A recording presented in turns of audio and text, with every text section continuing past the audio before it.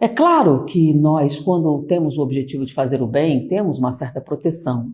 Porém, uma coisa que eu sempre digo é que você não pode contar com isso, porque você tem uma responsabilidade.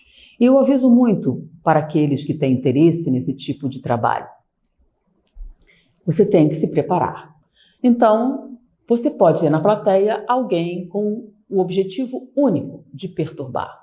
E eu já lidei com isso diversas vezes. Até porque, no meu trabalho especificamente, eu tinha uma atividade chamada seminário. Um seminário é uma exposição que tem um debate. As pessoas perguntam, as pessoas podem se posicionar, podem discutir a respeito. Em alguns locais elas se manifestam intensamente e, inclusive, você tem que aprender a lidar com este tipo de pessoa. E qual é o maior problema de você fazer esse trabalho? É a irritação. Se você se irrita, você se compromete emocionalmente e isso vai afetar o seu desempenho. Porque o segredo de você se sair bem num debate é manter a tranquilidade e a calma. Se o seu temperamento não é esse e você não tem o costume de fazer isso no dia a dia, é muito complicado você fazer isso nessa situação limite.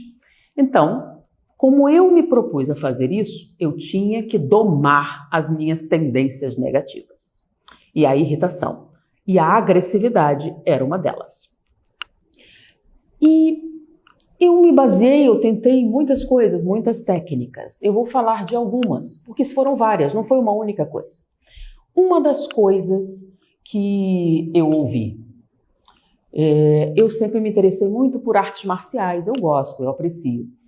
E um lutador importante, um grande campeão, falando a respeito, e um professor, porque eu coloquei meus filhos para aprenderem artes marciais. Por quê? Por causa da disciplina. Um lutador de artes marciais, e quando você leva a criança para aprender judô, essas artes em que você tem um professor, um especialista, a primeira coisa que eles ensinam à criança é disciplina.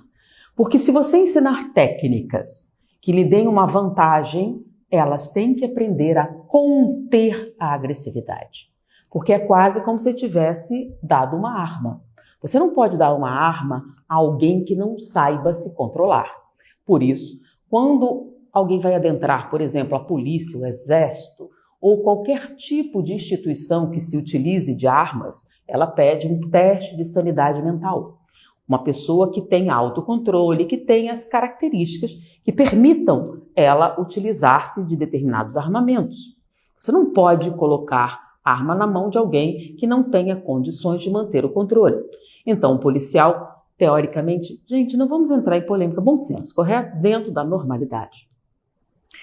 Ela é treinada para sempre manter o controle e a arma ser o último recurso. Vamos colocar que as palavras e a atitude também na mesma situação, como armas. Então, se você é muito bem preparado, a sua fala é uma arma. Por exemplo, quando você se torna um psicoterapeuta, em determinadas áreas de atividade terapêutica, você é obrigado a fazer terapia, para você aprender a controlar seus impulsos, seus problemas, para que você não misture os seus sentimentos com o do seu paciente. Treinando o quê? Autocontrole. Por quê? Porque ele diz alguma coisa e essa coisa mexe com você. É quase como se fosse uma arma. O que você disser pode afetar negativamente o paciente. Então, você precisa aprender a separar o que é seu do que é do paciente, controlar os seus impulsos para que você não cometa erros fatais. E isso serve para diversas profissões, mas algumas isso é muito sério. Por exemplo, num terapeuta. Pensa bem, você tem uma pessoa que se coloca vulnerável diante de você, que está aberta a ouvir o que você diz, de maneira que você pode ser muito prejudicial e não controla seus impulsos e diz o que não deveria. Ou critica violentamente quando alguém expõe uma vulnerabilidade que por algum motivo você não considera aceitável. Não pode. Não pode. É antiético. É errado em todos os sentidos. Então, se uma pessoa se coloca vulnerável diante de você, a ética diz que você não deve abusar do seu poder. Mas o que isso tem a ver com a irritação? O entendimento disso ajuda você a se controlar. Por exemplo, você sabe que você é um campeão de judô, que suas mãos são quase armas letais, que você venceu diversas competições. E uma pessoa desavisada resolve implicar com você. Bom, a pessoa não sabe que você é campeão de judô, porque normalmente pessoas com essa atitude, elas têm um tanto de covardia, né? Mas você está nessa situação, você é um campeão mundial de luta e alguém resolve implicar com você. Primeira coisa que acontece, normalmente, você não tem um impulso de atacar, sabe por quê? Porque você não se sente ameaçado. Um dos motivos da agressividade existir é uma reação de quê? Lutar ou fugir. Existem pessoas que diante da insegurança, diante do medo, elas lutam ou fogem. Então, se você tem esse impulso de lutar, isso vai gerar agressividade toda vez que você se sentir inseguro. Então, a agressividade tem relação direta com insegurança. Sabendo disso, em vez de tentar controlar o impulso agressivo ou da irritação, vamos controlar a insegurança. Por exemplo, ameaças verbais. Um terapeuta, uma pessoa que estuda muito o comportamento do outro, as fraquezas, as dificuldades, ela passa a ter armas verbais muito poderosas. Então, a pessoa que domina isso, ela passa a ter muito cuidado com o que ela diz. Porque o que ela diz, como diz, em que circunstância diz, podem atingir profundamente a psique de alguém, machucar. Então, se você tem esse poder, normalmente, quem tem esse poder não se sente ameaçado. As pessoas fazem bravata, mas como ela compreende, entende, não se sentindo ameaçada, não tem um impulso agressivo. Da mesma maneira que o lutador, normalmente, ele tem uma atitude pacífica. Por quê? Porque em nenhum momento ele se sente ameaçado. Mas e se a pessoa partir para a agressão? Peraí, você é um lutador, você rapidamente vai imobilizar a pessoa. É uma coisa relativamente simples. Então, mas quando você tem o que a gente chama dos fanfarrões, agressores gratuitos, normalmente eles têm essa ideia. Não é tão comum assim você atacar alguém que tem essas características. Peraí, para tudo. Eu já falei em alguns vídeos que 75% da comunicação é não verbal, correto? Então existem posturas que mostram fraqueza e posturas que mostram segurança. Se a sua postura é de profunda segurança e tranquilidade, pessoas covardes ou agressores covardes leem instintivamente e não se aproximam, porque sua postura não está aberta a isso. Então existe a postura da vítima. Isso eu ouvi de um policial, tá? Que falava sobre crianças.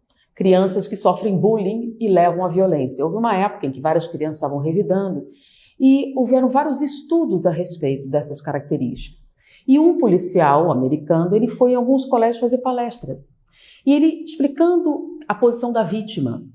Então, quando você se torna uma vítima, é como se você atraísse a atenção das pessoas. E ele explicava que você não devia ter essa atitude, que você tinha que mudar determinadas situações para que você não atraísse a atenção. Isso foi muito interessante. Todas essas colocações, eu vi que havia uma relação entre insegurança pessoal e agressividade. Bom, então, trabalhar as nossas inseguranças, aquilo que nos faz se sentir ameaçados, ajuda muito no controle da agressividade. Então, por exemplo, artes marciais. Elas ajudam? Dão equilíbrio? Sim, porque você sabe que você pode se defender em qualquer circunstância, isso acalma. É o que eu notei em grandes campeões. E eu me lembro de um particularmente que era uma pessoa assim muito... E ele disse assim, já aconteceu algumas vezes, o meu impulso é rir. Pensa bem, o cara é um campeão mundial, em várias modalidades, eu não me lembro mais como que chamava, que tem muitas coisas juntas, né? E o impulso dele era rir. Por quê? Era quase como se uma criança ameaçasse um gigante. Eu vou te bater, eu vou te matar. Então o impulso dele era rir, era bom humor. E isso desfez muitas situações de tensão. Que isso, amigo, tudo mais. E ninguém, ele não se sentia inferiorizado em nada. O outro assim, você está fugindo. Isso mesmo, eu estou fugindo, eu não quero lutar com você é forte, isso. E acalmava. Ele disse assim, nunca briguei. Nunca. Por quê? Mesmo em situações de problemas, pessoas alcoolizadas que perdem totalmente a noção, ele falava isso naturalmente. Por quê? Mas se eu disser isso é humilhante. Para um lutador de nível mundial de full contact? Como assim humilhante? Pensa bem, se ele fosse lutar com aquela pessoa alcoolizada, era um perigo de uma lesão gravíssima na pessoa e ele seria preso. Qualquer pessoa consideraria que seria uma arma letal. Então, não há motivos. Então, se uma criança agressiva, você está entendendo a maneira com que você lida? Então, trabalhar nossas inseguranças ajuda e muito a lidar com a agressividade.